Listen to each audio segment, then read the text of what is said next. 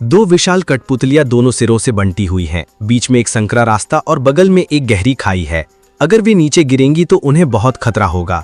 जब कठपुतलियां बच्चों के गीत गाने लगी तो विशाल स्टील का ताला धीरे धीरे घूम गया और सिर काटने लगा। प्रतियोगियों के पैर कमजोर पड़ गए। समय बीतता गया, लेकिन कोई भी प्रतियोगी उनके साथ नहीं आ सका। अगर भी जल्दी नहीं करते तो वे सभी बाहर हो जाते। शी नंबर 125 ने एक क्रॉस से धमकाया, अगर आपको अंदर की चीजें चाहिए तो आप उन्हें खुद उठा सकते हैं। उसने क्रॉस को फेंक दिया। क्योंकि वह नंबर 124 का आध्यात्मिक भोजन था, इसलिए ये उकसावा सचमुच काम कर गया। नंबर 124 बहुत देर तक हिचकिचाया और आखिरकार बाहर भागा। वह ट्रैक पर मेंढक की तरह कूद पड़ा। यद्यपि उसकी मुद्रा बहुत अच्छी नहीं थी, फिर भी वे कम से कम अपनी मुद्रा को कम कर सकता था और अपने गुरुत्वाकर्षण के केंद्र को स्थिर कर सकता था। उसे जल्द ही क्रॉस मिल गया, लेकिन जब उसने इसे खोला तो वह दंग रह गया। क्रॉस के अंदर कुछ भी नहीं था, एक बाल भी नहीं। उसने महसूस किया कि उसे नंबर 125 ने बेवकूफ बनाया है। जब वह एक पल के लिए स्तब्ध रह गया तो मृत्यु के देवता का दराती पहले से ही उसके बगल में था। ये दृश्य देखकर अमेरिकी टाइकून जो बैकस्टेज में दाव लगा रहे थे बहुत उत्साहित थे। उत्साह की तलाश में उन्होंने कोरियाई लोगों को बिल्कुल भी इंसान नहीं माना। मंच पर आने वाले अगले खिलाड़ी दिग्गज खिलाड़ी चेन किक्सुन थे। ऐसा इसलिए था क्योंकि उसी जातीय समूह की उनकी बहन यिंगजी ने पिछले एपिसोड में एक बेटे को जन्म दिया था, और क्योंकि उसका टखना सुअर की कोहनी की तरह सूज गया था, वह रस्सी बिल्कुल नहीं कूद सकता था। इसलिए चेन किक्सुन ने बच्चे को लिया, उसे कपड़े में लपेटा और उसे खुद से कसकर बांध दिया। भले ही वह यिंगजी को नहीं बचा सका, कम से कम वह बच्चे को बचा सकता था। स्टील केबल को बेरहमी से देखते हुए जमीन घूम रही थी और चेन किक्सुन को बाहर निकलने का सही समय मिला। उन्होंने पारंपरिक रस्सी कूदने की विधि का इस्तेमाल किया, बीच में तेजी से कूदते और उछलते हुए, लेकिन उन्हें उम्मीद नहीं थी कि आयोजक वास्तव में बुरा था।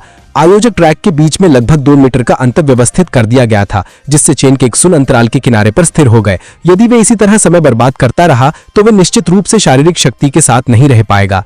चेन किक्सुन की सफल लैंडिंग के साथ उनके सफल अनुभव ने तुरंत अन्य खिलाड़ियों को आत्मविश्वास दिया।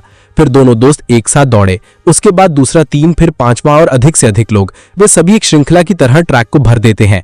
नंबर 96 जो पहले गुजरा, उसने मुड़कर अपने पीछे प्रतियोगी के लिए जयकार की, भाई आप ये कर सकते हैं। इस ऑपरेशन में प्रतियोगी चेन किक्सुन को भ्रमित कर दिया। आप क्या कर रहे हैं भाई, आप अभी भी इस गेम के मूल को नहीं समझते हैं। इसके बारे में सोचो, अगर वे नहीं आते तो 40 बिलियन बोनस हम दोनों के बीच विभाजित हो जाता। इस समय पुल पर प्रतियोगी कुत्तों की तरह थके हुए थे, न आगे न पीछे। सिर्फ 1 मिनट के भीतर कोई खट्टान से गिर गया। अगर वे आगे बढ़ते हैं तो उन्हें नीचे धकेल दिया जाएगा और मार दिया जाएगा।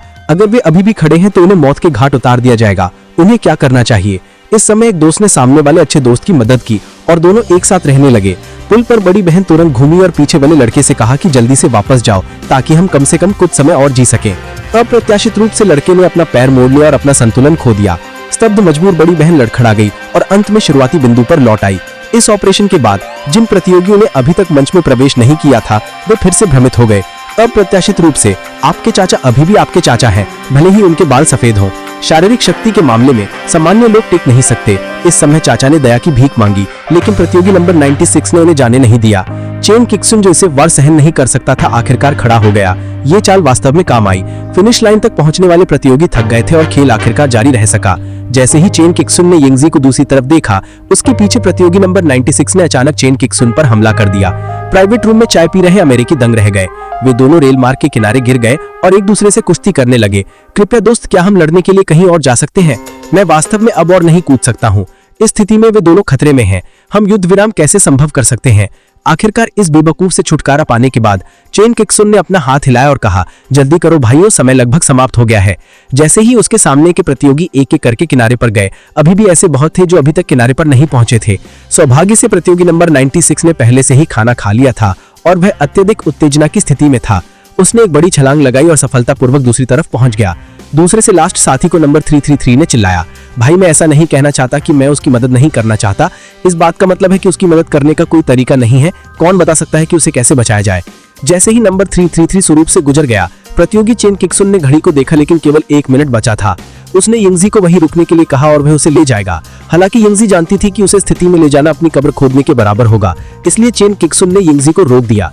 यिंगजी की मृत्यु के साथ चेन किक्सुन को अंत में वास्तविकता की क्रूरता समझ में आ गई। जब तक आपके पास पैसा और शक्ति है तो आप जो चाहे वो कर सकते हैं।